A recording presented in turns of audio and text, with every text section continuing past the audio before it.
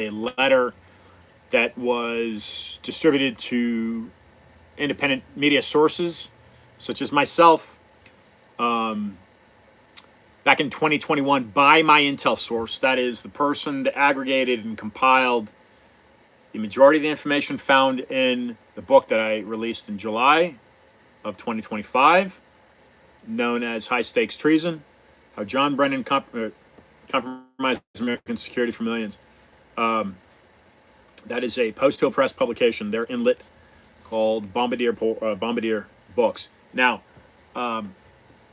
in 2021, a letter circulated to various independent outlets, and I'm suspect my intel source, who I disclosed in my introduction, took it to mainstream. Nobody listened to him. In fact, at the CPAC, when he was brought to my table, nobody was listening to him there at CPAC. And so he handed me a binder. I turned that binder into this book. And getting this book out, by the way, was not easy. So you consider, if you're watching this video, or if you have a copy of this book, consider yourself fortunate, because what you're getting right there is that's a grassroots patriot effort by a hero, an American hero, and that is the man that compiled the information. Again, I've authored it. It's not my research. Of course, some of it is, right? Because I went through it. I added some things here and there, but the majority of the information you're getting regarding the alleged crimes of John Brennan, while he was in the Obama administration, was compiled by an intelligence source that came to me, and that was in form of a binder. Now, 3 years before that, in 2021, so I met this person in 2024. 3 years prior to that, in 2021, he circulated a letter. That letter had just recently come into my possession, and I'm giving a 4-part installment to read that letter to you. Okay, and I'm actually going to try to create an article with the contents of the letter. Now, there's nothing in the letter that isn't in this. Okay, the letter is basically a 25-page synopsis of the 428 pages that you find here. Okay, that's all the letter is. I'm just simply kind of echoing it, regurgitating it for people to listen to. And so this is the second installment, and I'm naming these installments Brennan Letter Installment 1. This will be Brennan Letter Installment 2. You can find more information on the book at highstakestreason.com. You may have to type in HTTPS, like I do my own website.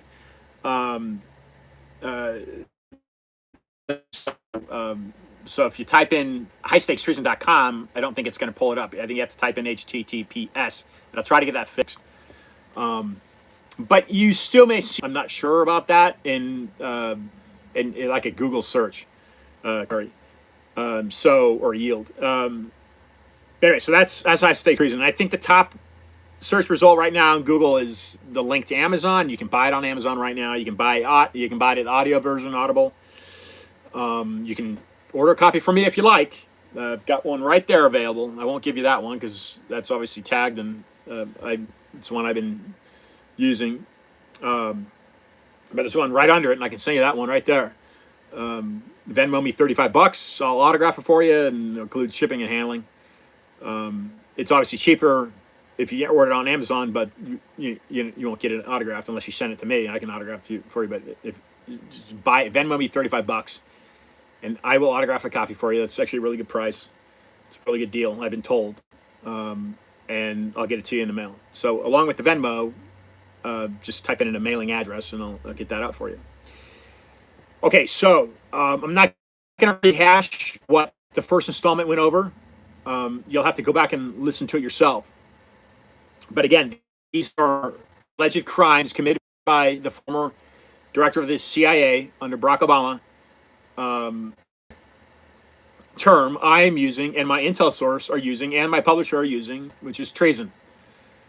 I'm not an attorney, so but I can define it in the Constitution, and I can't bring up any charges, of course, against any alleged criminal.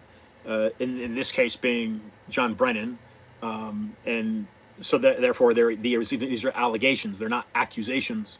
They're simply allegations. But again, there's a 106-page appendix that shows and supports the allegations made. So, installment 2. Thanks for listening. Brennan's history vis-a-vis the TTIC, NCTC, TAC, and then the White House and the CIA. Okay, and as I read through, I'll probably rehash and let you know what those abbreviations mean. But those are obviously discussed in installment 1. It is necessary to understand Brennan's employment history in the long-running scheme to defraud the United States government. Brennan established the TTIC using the Analysis Corporation, TAC, as the foundational indispensable government contractor. Brennan transitioned from director of the TTIC to director of NCTC while continuing to use TAC as the indispensable government contractor. Okay, this is very critical. All this stuff is very important. So if you're not getting it, rewind it 10 seconds or whatever and rehash it. So it's very, very critical to understand this. Brennan retired as director of NCTC on November 2nd, 2005, and in a press release written 2 days prior on October 31st, 2005, it was announced Brennan would become the next president and CEO of TAC, the indispensable government contractor, on November 7th, 2005. Now, that's a paragraph rehash from installment 1. So this right here is completely new. As noted above, TAC, now otherwise known as the Analysis Corporation, provided proprietary software programs and database management to the Department of State and the Central Intelligence Agency, CIA, since 1990. As the inaugural director of the TTIC at the CIA, Brennan relied upon TAC's programmatic intellectual property control of watch listing for the State Department and the CIA as the foundation of the TTIC's list of individual terrorists around the world. TAC's proprietary software and programmatic history in terrorist watch listing made it the indispensable government contractor for tracking terrorists. At the time Brennan became president and CEO of TAC, TAC was a wholly owned subsidiary of Sachs Freeman Associates, SFA Incorporated. Brennan arranged the sale of SFA Incorporated and its subsidiary TAC to Global Strategies Group, a UK defense contractor owned by Damien Pearl. SFA Incorporated was sold to Global Strategies Group for the express purpose of arranging the spinoff of TAC for an initial public offering, IPO. The process of spinning off TAC followed a somewhat convoluted name change process. SFA Incorporated with TAC was succeeded by Global Strategies Group, North America Incorporated, as known as G&A Holdings. TAC was succeeded by Global Technology Strategies Incorporated. SFA Incorporated became a separate company. Global Technology Strategies Incorporated was succeeded by Contigo Systems Incorporated with the name Contigo New Co. Company, which was succeeded by Contigo Systems Incorporated, which was succeeded by Contigo Systems LLC, which was succeeded by Global Defense Technology and Systems Incorporated, NASDAQ GTEC. Global Defense Technology and Systems Incorporated was the TAC successor entity that applied to the Security and Exchange Commission for an initial public offering, IPO, with stock symbols GTEC. Brennan was still president and CEO of TAC and a board member of Global Defense Technology and Systems Incorporated, which these ownership changes took place. When 8 months after Brennan left Global Defense Technology and Systems, the company changed its name again to Solterra Defense Solutions on August 26, 2009. And that would be the same NASDAQ symbol, GTEC.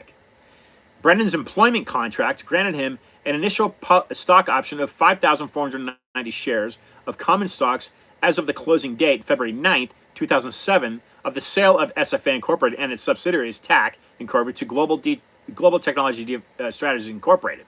The 5,490 shares of common stock company on a fully diluted basis as of the closing date. The vesting schedule of these options for the executive's initial grant shall vest as follows. 25% will vest on the first anniversary of the closing date. 25% will vest on the second anniversary of the closing date. 25% will vest on the third anniversary of the closing date. And 25% will vest on the fourth anniversary of the closing date, end quote. It's coming off SEC sheet. Under the above vesting schedule, Brennan was awarded ownership of 1,373 shares of common stock in TAC 401k on the first anniversary of the closing date, February 9th, 2008. These are the realized stock options awarded. When Brennan left TAC in January 2009, an SEC filing indicates all monies owed him were paid, and he, quote, forfeited all of his option awards, end quote. Therefore, the balance of 5,490 shares of common stock awarded under Brennan's contract were forfeited when he joined the Obama administration. But the 1,373 shares in realized option awards were retained in his TAC 401k account, where it was not required he list this proprietary ownership openly. He could just list the estimated value of the account. The difference between outstanding stock options and realized stock options or awards is significant in light of an ethics waiver the Obama administration gave Brennan on December 30th, 2009. The waiver was issued following the December 25th, 2009 Christmas bombing attack on Northwest Airlines Flight 253.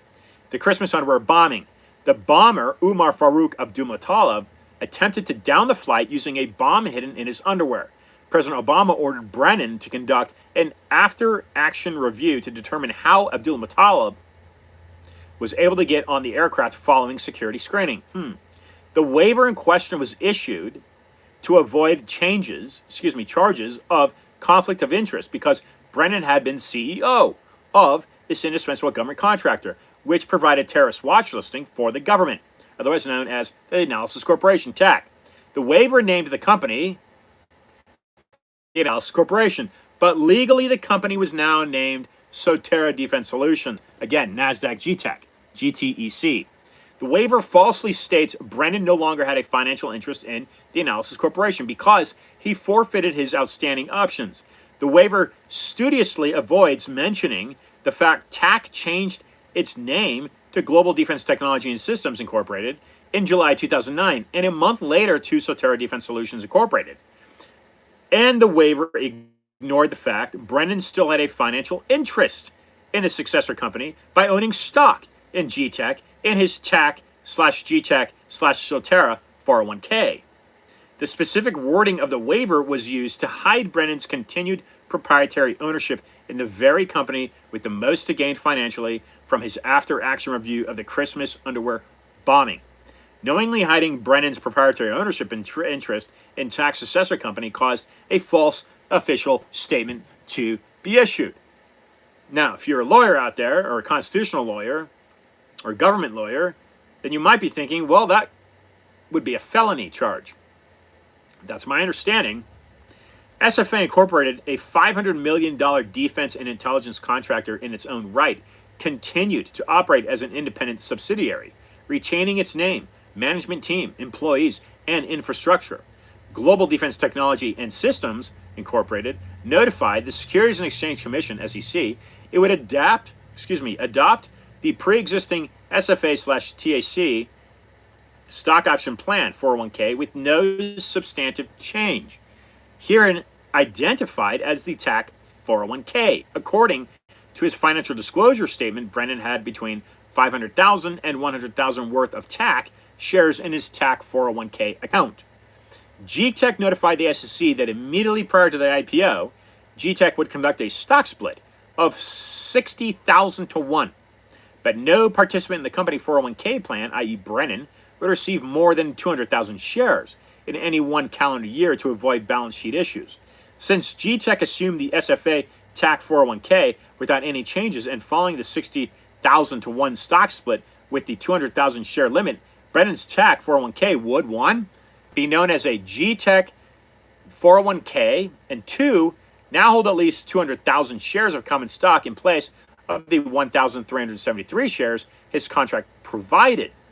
Prior to the IPO, GTech notified the SEC it would change its name to Sotera Defense Solutions Incorporated, but it would retain the GTech stock symbol. GTech also informed the SEC that it would rename its GTEC 401k to the Sotera 401k with no substantive changes in the contents of the 401k accounts. Brennan's TAC 401k account would now be named Sotera 401k. Brennan documented this 401k account name change to all of his director CIA financial disclosure forms. Brennan changed the name of his 401k account on his financial disclosure forms indicates he was fully aware of both the name changes and his continued proprietary interests in the indispensable government contractor in violation of conflict of interest laws. Brennan left GTEC prior to the initial public offering and Sotera name change, but according to his 2009 White House onboarding financial disclosure form, SF-278, mentioned above, he kept ownership of his TAC 401k plan. He was supposed to convert it to an IRA, by the way, and was aware this was a conflict of interest. IPO, GTEC's stock price settled at approximately $10.50. Therefore, Brennan's estimated 200,000 shares in his now Sotera 401k had a notional value of $2.1 million. The exact value of Brennan's Sotera 401k when he ended his tenure as director of the CIA is unknown at this time due to subsequent ownership changes of Sotera. Based on SEC filings, it appears the value of his Sotera 401k had an actual cash value of $4.85 million.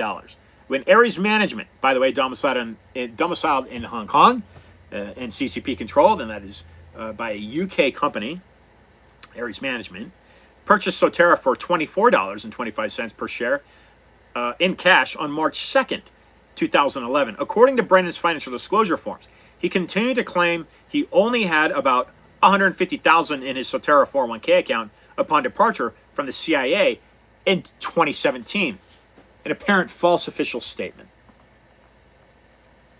Brennan knowingly maintained an equity ownership position in a company which was an indispensable government contractor. Right there is a conflict of interest, whose value was directly affected by day-to-day decisions made by John O'Brennan for an 8-year period, a period of time in which several notable terrorist attacks against the United States and its allies during a time of war succeeded, despite overwhelming evidence of prior warnings and indications that should have allowed U.S. authorities to prevent these attacks. Now, it's critical that you listen to installment number 1, because I go over how that information was sequestered and hidden from vital CIA, FBI, NSA intelligence. Allegations, of course. It is alleged Brennan and others unknown went further than mere conflicts of interest in that they misused the CT Intel info monopoly Brennan set up to sequester key information about particular suspected terrorists from other members of the intelligence community. I see. Through misuse of information compartmentalization procedures. By withholding the key information, Brennan and others unknown allowed a small number of terrorist attacks to succeed in order to induce increased government CT counterterrorism funding and increase the value of their investment portfolios. At the time of the following attacks, Brennan was either the president's, that would be President Obama, NCCT, National Security Advisor for Counterterrorism, or director of the CIA. So he held one of these two offices while the following attacks happened, okay? Illegally owning stock in this company that initially wasn't called the Analysis Corporation, the Analysis Corporation. Example number 1, or Terror Act number 1. Terror event, and otherwise. Christmas 2009, underwear bomber, Umar Farouk Abdulmutallab. Following boarding Northwest Airlines Flight 253 in Amsterdam, the Netherlands, Umar Farouk Abdulmutallab attempted to destroy the plane in flight on Christmas Day 2009 with a bomb hidden in his underwear. U.S. news media reports at the time included eyewitness testimony by Kurt and Lori Haskell, that's Haskell, that indicated a CIA officer, undercover as a U.S. diplomat, helped Abdulmutallab board the plane and avoid all security screenings. Subsequent congressional testimony confirmed Abdulmutallab was a known terrorist who was in contact with Anwar al-Awlaki, born in New Mexico. And he was reported by the NCTC by the CIA for monitoring. GTEC Sotera, same thing, was the indispensable government contractor, initially from 1990 known as the Analysis Corporation, TAC. operating both the NCTC and the FBI's Terrorist Screening Center in December of 2009. Abdullah Mutallab's identity was not provided to the FBI's Terrorist Screening Center by either the NCTC or the Analysis Corporation prior to his boarding the aircraft. Interesting why. Withholding, or in other words, compartmentalizing Abdullah Mutallab's identity from the FBI Terrorist Screening Center in this case appears as justifiable intelligence trade craft. The CIA facilitating Abdullah Mutallab's travel to the U.S. was probably part of a CIA operation to recruit Abdullah Mutallab as an agent in place. It is likely the NCTC, National Center for Counterterrorism, also sent notice to the NSA to compartmentalize any past, present, or future signals intelligence collected reacted to Abdul Mutallab to avoid any other agency discovering this CIA operation. On its face, it appears the U.S. government may have been trying to help Abdullah Mutallab get into the U.S. without a record of his travel, so the CIA could recruit him to spy on his fellow terrorists in Yemen.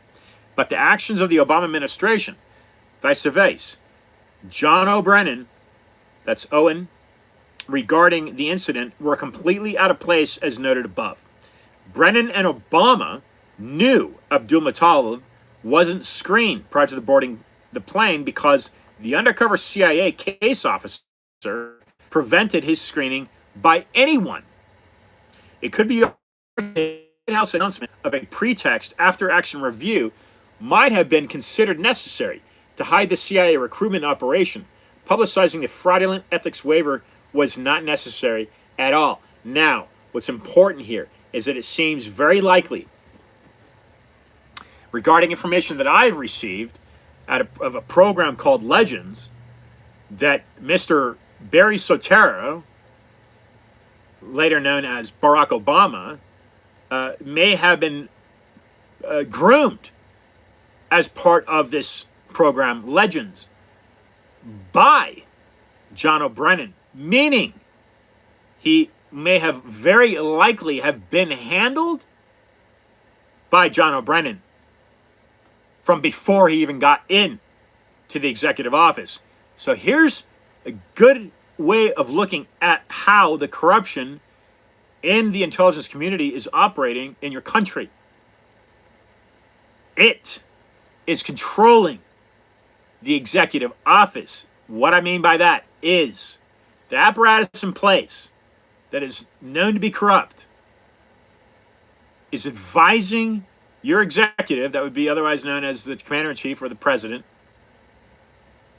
to conduct business and make decisions that are not at the best interest, certainly in this case, of the American people. Okay, and I'm going to repeat that. It looks like Obama may have been groomed through this program called Legends by John Brennan. And the other thing to consider is that when John Brennan was a student at the University of Texas, it's very possible that he, because of his ideologies and being a communist sympathizer, having voted for a communist president, his name is Gus Hall, for the president, he's a communist candidate for president, the Communist Party of the USA. Brennan had voted for this person. So as a student at UT Austin, Brennan was a known communist sympathizer. And you know, that should be the first wake-up call, okay? And according to Patrick Byrne, John Brennan still owns owns the first two levels of the CIA, the top level and the second level. And I'm not sure exactly what that means. But he's also stating that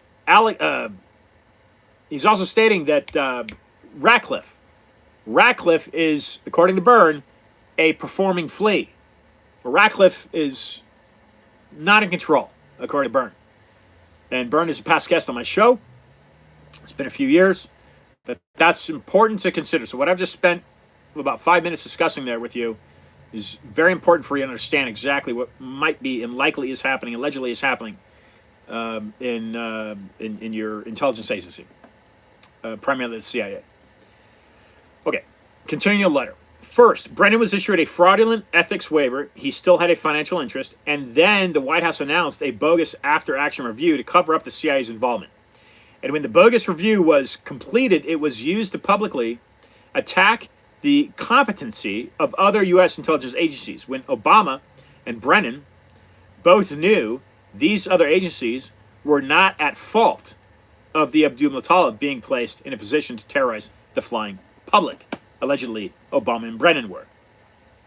Both recent reviews of publicly available information prove Brennan's NCTC and the indispensable government contractor received hundreds of millions of dollars in increased funding as a result of the Abdul-Muttalib attack. The testimony of Michael Leitner, Leitner, the director of NCTC, confirms that facilitating a terror attack draws increased counterterrorism funding from Congress. The increased spending increased the value of G-Tech and therefore increased Brennan's net worth because he owns stocks in the company illegally. The conflict of interest. Example 2, July 22nd, 2011. And this is when my intel source starts to realize something's going on. And I'm talking about the time frame, the year. Okay, this is when my intel source starts to dig in to something awry in the CIA. And again, remember, he has taken an oath, or he took an oath. He was an agent in the FBI for a decade, over a decade. He's protecting the homeland. July 22nd, 2001, Oslo and Utøya, Utøya, Norway, attacks by Anders Breivik. The author's personal knowledge of the U.S. government allowing a terror attack to succeed were the July 22nd, 2011, Oslo and Utøya, Norway attacks by Anders Breivik. Immediately prior to this attack, Breivik merged his attack preparation diary with his manifesto and then published the combined manifesto diary to over 1,000 Facebook accounts. On or about July 27th, 2011, after reviewing Breivik's diary, the author committed an analysis of Breivik's diary to the FBI tip line from his employer email account. And the author in this case is my intel source. The analysis showed Breivik's online activity must have brought him to the attention of U.S. intelligence at least 6 months prior to the attack. Breivik used Google for 16 hours a day for 2 straight weeks, where he entered thousands of search terms in the Google search engine related to building an improvised explosive device. His clearly obsessive use of Google from his home in Norway was followed up with Breivik then purchasing the precursor chemicals for his VBIED online in true name, using his personal credit card and his true home address for delivery of the precursor chemicals. That's vehicle-borne IED, improvised explosive device, VBIED. This was not the online footprint of a pimply-faced teenager in his mom's basement. It was a footprint of a committed terrorist building a car bomb. The author's submission, again, the author in this case is my intel source. He's the person who's written the letter that I'm reading to you. The author's submission to the FBI also detailed that personal moves, and if you're following here, the author, my intel source, has submitted a tip to his former employer. Okay, so you're at 2011. He left the bureau in 2000. So 11 years later, he's finding malfeasance going on, some ill conduct, some criminality, alleged criminality happening in his government, and he's sending a tip to his former employer, the FBI. Okay? That's where we're at here. The author's submission to the FBI also detailed that personal moves in President Obama's cabinet prior to Breivik's attacks were timed to coincide with significant milestones in Breivik's preparations for the attack, evidence of knowledge prior to the event. Following the submission of the author's tip to the FBI, the author was surprised to see all U.S. domiciled news media outlets cease reporting on the Norway bombing mass shooting after July 27th, 2011, the date of his submission. 3 U.S. domiciled news media operations overseas outlets such as CNN International continue to report on the incident 24 hours a day, 7 days a week, for months on end overseas, but their U.S.-based outlets did not. By ending reporting on the story, the U.S. domiciled news media outlets caused the U.S. public interest in the event to diminish rapidly and significantly. The loss in advertising revenue these companies experienced by virtue of abandoning coverage of such a huge public interest story must have been in the tens of millions of dollars. Why would these corporations forego so much easy money? The news blackouts were nationwide.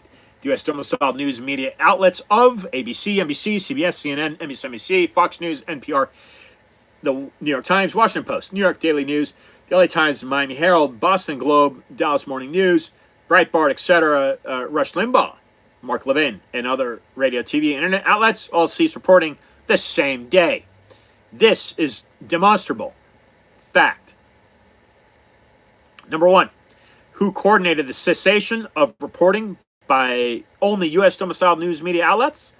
Number two, who has the authority to obtain such timely coordinated response by so many competing and ideologically opposed U.S. domiciled news media outlets spread out over 3,000 miles and 3 time zones? Well, that would be the President of the United States, POTUS. He would seemingly have the authority to control information by U.S. media operations on a continental scale and only for national security purposes. The author's submission to the FBI specifically indicates it was the Obama administration cabinet members who were retiring and changing cabinet posts in relation to Breivik's preparatory activities. Sounds like cover-ups. The primary beneficiary of the emergency news blackout was the only person with the authority to order the news blackout, President Barack Obama, or we say Barry Soetoro. I understand he prefers Barack better. Secondary beneficiaries were the individual cabinet secretaries who were provided political cover by serendipitously retiring or moving to new posts just prior to the attacks, and investors in companies like the indispensable government contractor, TAC. As you may recall, Breivik attacked the government of a U.S. ally, Norway, during a declared state of war. That would be the global war on terror. The state of war, and by the way, it ended under the Biden administration when he withdrew from Afghanistan. The state of war included the only time in history when Article 5 of the North Atlantic Treaty was declared to be in effect, and all NATO nations, Norway included, activated armed forces to aid the United States. Norway sent troops to fight in Afghanistan alongside U.S. forces. The Constitution declares, that would be the U.S. Constitution, this Constitution and the laws of the United States, which shall be made in pursuance thereof, and all treaties made, are the supreme law of the land. The United States government's obligations under the North Atlantic Treaty take precedence over domestic political maneuvering by any politician in any office established by our Constitution, intentionally withholding information that a reasonable person would conclude may prevent an enemy's successful VBIED and mass shooting attack on the government of a NATO ally during a time of war is best described as providing aid and comfort to the enemy. That would be defined as treason, ladies and gentlemen. 18 U.S. Code, Chapter 115. In 2013, Edward Snowden revealed top secret national security agency, the NSA, signals intelligence, SIGINT programs, among which were called PRISM, Fairview, Blarney, Storm Brew, Oakstar, and X-Keyscore. This is 2013. Subsequent media reports indicate that the information Snowden leaked was accurate and extremely damaging to the U.S. intelligence collection efforts. PRISM is reportedly the NSA's internet monitoring program, which collects a massive amount of online data from all over the world. X-Keyscore is reportedly the NSA's automated keyword analysis program that shifts through the massive amounts of data collected in NSA SIGINT operations. X-Keyscore is believed to use algorithms to identify keywords, search string queries, emails, web pages, texts, instant messages, IP addresses, telephone calls, online purchase transactions, travel reservations, social media posts that relate to topics of interest to the U.S. government. That's X-Keyscore. During a time frame leading up to Breivik's attacks, the U.S. military was suffering numerous improvised explosive device IED attacks in both Iraq and Afghanistan. The number of killed and wounded became so great, the Army instituted the Counter Improvised Explosive Device IED Task Force in 2003, which was expanded by the Department of Defense, DoD, to become the Joint IED Task Force in 2004, and then became a permanent organization of the U.S. military, the Joint IED Defeat Organization, in February 2006, JIEDDO. JIEDDO's name eventually changed to the Joint Improvised Threat Defeat Organization, JIDO, and has an annual budget of over $550 million. From 2003 until today, the U.S. military, during a time of war, has been working, no longer during a time of war, has been working to defeat the, that is war on terror, defeat the use of IEDs, including vehicle-borne IEDs, VBIED, by non-state actors such as Anders Breivik. The NSA is both a military and intelligence community entity. It is inconceivable that the NSA would not actively participate in a wartime 2-decade-old program of the DoD and defeat IEDs used by anyone, anywhere in the world. Logically, if the U.S. was engaged in a war against terror where a key weapon of the terrorists were VBIEDs, then X-Keyscore would have formatted by the NSA to identify search string queries, emails, web pages, text messages, IP addresses, online purchases, travel reservations, phone calls, telephone calls, and social media posts that carry keywords and phrases related to building VBIEDs. It also stands to reason that X-Keyscore would have been used to automatically analyze the data collected in the PRISM program to identify persons attempting to build or assemble VBIEDs, like Anders Breivik in Norway.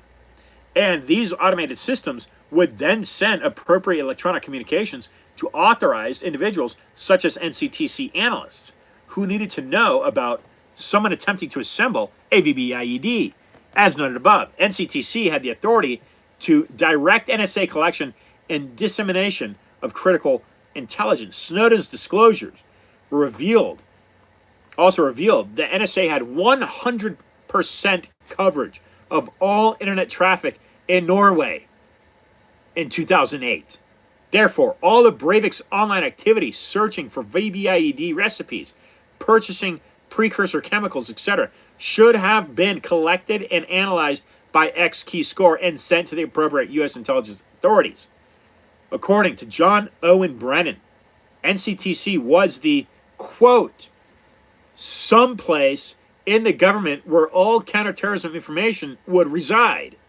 And, quote, logically, the NSA's PRISM X-Keyscore system relayed the information about Breivik building a car bomb to attack a NATO ally to the NCTC. Snowden also revealed that Google Incorporated began participating in the PRISM program in the same year that the NSA achieved 100% coverage of internet activity in Norway in 2008. And at this point in time, because we're talking about Google, go buy the book Google Leaks, written by a good friend of mine, known as the Google Whistleblower. His name is Zach Forey. He spent 7 years with Google. Okay, and their executives have allegedly, according to the information in the book, they have manipulated search queries for politics, for political politics, and they have involvement in voter fraud. Now I say that very loosely, but Google Leaks, buy it, and I think it's chapter 13 I mentioned in that. Another reason for you to buy it. Okay. According to Breivik's manifesto, he was still conducting historical research about the interaction between Islam and Europe in 2008. It was not until 2 years later, in 2010, well into the establishment of the PRISM and X-Keyscore SIGINT programs on the NSA's Norway data collection, and over 5 years after the DoD's high-priority IED defeat efforts, when Breivik began seriously researching how to build VBIED, using only the Google search engine for his purpose. I mean, that's what's called open source. Google is public, right? It's public, based off of I believe IBM servers, but it's all public domain. Anybody can access it, and that's exactly what you're finding in the context of this book This is all open source, nothing classified in this. It's just, it was compiled, it was data mined by this former FBI agent. That's what makes this incredible. Further open source confirmation of the Barack Obama administration involvement in a cover-up of the advanced knowledge of the Breivik attack is revealed through the manipulation of those versions of Breivik's diary manifesto that are still available online. Again, this is written in 2021. The first instance is found in Breivik's diary, where he reported conducting a 2-week marathon of bomb-making Google searches in September of 2010. All currently available online versions of Breivik's diary manifesto reviewed by the author have been altered to obscure that date. Some versions have the date changed to October 2010, and some versions remove any date for his online bomb-making search marathon altogether. Why modify this date and not any of the other information, like accurate recipes of how to make other weapons of mass destruction? The September 2010 date is important because it was the first verifiable marker that appeared to initiate the Obama cabinet musical chairs activity. It was then Breivik. It was when Breivik noted in his computer diary that he completed his research marathon that then Secretary of Defense Robert Gates announced he would retire the next year. But Secretary Gates stated he didn't know exactly when he would retire. Gates' retirement was necessary to insulate him from any blame when Breivik struck. Gates would be out of office, and other cabinet members could move around as well. Then Director CIA Leon Panetta would become the new Secretary of Defense post and would not be held accountable for an intelligence failure by the public. The second post-publication modification of Breivik's manifesto/diary were edits of Breivik's entry related to his 60-day countdown to his attacks. When Breivik noted in his computer diary that he began his 60-day countdown that day, the then Secretary of Defense Gates announced he would retire in 30 days. The announcement kicked off a waterfall of Obama cabinet-level moves. Leon Panetta, the Secretary of Defense from CIA, General David Petraeus to the CIA, and then the completely unprecedented extension of the FBI Director Mueller's tenure for 2 additional years. The last change of the FBI Director term required a new federal law. The scramble set off by Breivik's announcement enabled the Obama administration to obtain the new law in only 3 days from initiation to signing. These precipitous moves by the Obama administration simply confirmed the connection with Breivik's preparations. It is important to note that Breivik's 60-day countdown notation was not announced publicly. He simply noted it on his computer. For Secretary Gates to be aware of his private notation, it would mean Breivik's computer was penetrated by a keylogger program implanted by an intelligence service. Just the sort of exploit we find the CIA had in WikiLeaks Vault 7 materials. In the currently available Breivik Manifesto diary, the 60-day countdown reference has been removed, and a new countdown added that does not correlate with Breivik's action and doesn't follow his style of writing. This new countdown was inserted to prevent any correlation with Secretary Gates' retirement announcements. Secondarily, the new countdown can be used to protect Brennan as well. John Brennan, meeting history in relation to Breivik's 60-day countdown. In the original Breivik Manifesto diary, Breivik noted the day he began his 60-day countdown, but not the actual date of his planned attack. Breivik did not write, quote, "Today I began my 60-day countdown to my attack on July 22nd, end quote." He did not write that. By not mentioned the actual date of his planned attack, Breivik, a reader of the keylogger capture, could not say with certainty the date of the planned attack. He could only say it will be on 1 or 2 days, the 21st or 22nd of July. Did the attack date fall on exactly 60 days hence, or did it fall on the day after the 60-day clock? The ambiguity is important to relation to Brennan and the series of meetings he held in the run-up to the Norway attacks and then during their aftermath. The number of meetings of the total documented documented by the White House, which can be tied to a specific event in the Breivik saga, indicates the meetings are related to Breivik's activity. The record of these meetings follow. Michael Jones, important name, tentatively identified as a State Department diplomatic security agent. He began his USDS tenure as an intelligence analyst, made an appointment or visited with John O. Brennan in the White House on the following dates. Remember, there are 106 pages of an appendix with documentation in this book. July 20th, 2011. Jones made 2 calls to White House for 2 appointments to meet Brennan on July 21st, the 21st. Jones met with Brennan in the State Place, DR, at 1300 Eastern Time, and then at 1430 Eastern. Jones then made 2 calls to White House for 2 appointments with Brennan on July 22nd. The first for 1330 Eastern, the second for 1530 Eastern. The 22nd of July.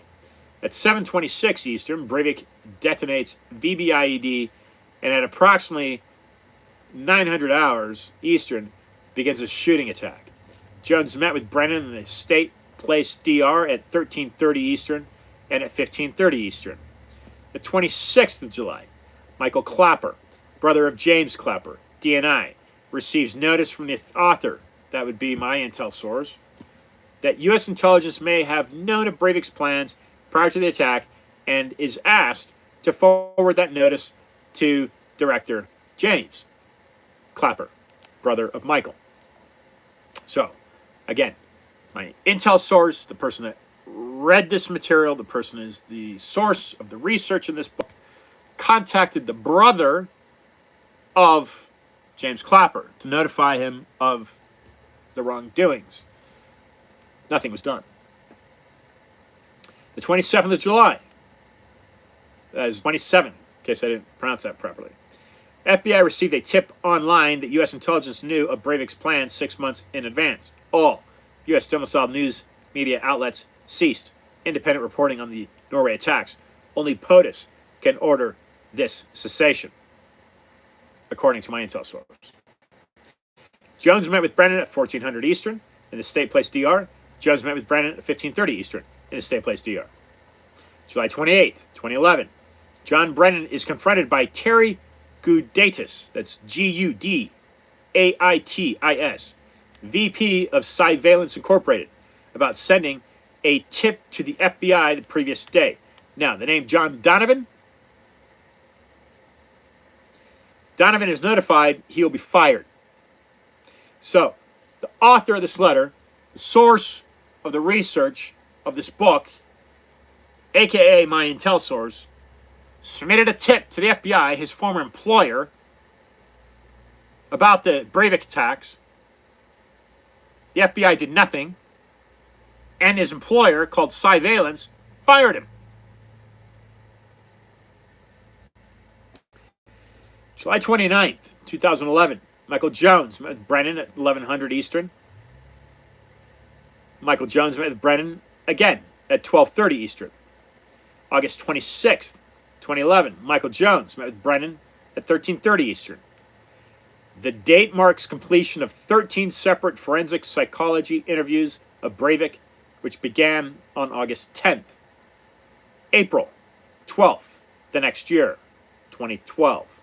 Jones made an appointment to meet with Brennan at 1330, Friday prior to the next day, April 13th, Friday prior to Monday, 4/16/2012, the day Breivik's trial began in Norway. Michael Jones met with Brennan at 1330. June 22nd, 2012, Breivik's trial in Norway ends. The 25th of that month, Jones made an appointment to tour the White House residence. On July 10th of 2012. July 10th, Michael Jones participates in a tour of the residence. Were any photos taken of Mr. Jones in this residence? Question. That is, in this letter, composed by my intel source. Name just mentioned. Interesting here. September 11th of 2012. Dzhokhar Tsarnaev naturalization ceremony. Michael Jones met with Brennan at 12:30 Eastern. December 6th of 2012, Michael Jones made an appointment to meet Brennan at 800 Eastern on December 7th in the State Place DR. December 7th of 2012, Michael Jones met with Brennan at 800 Eastern.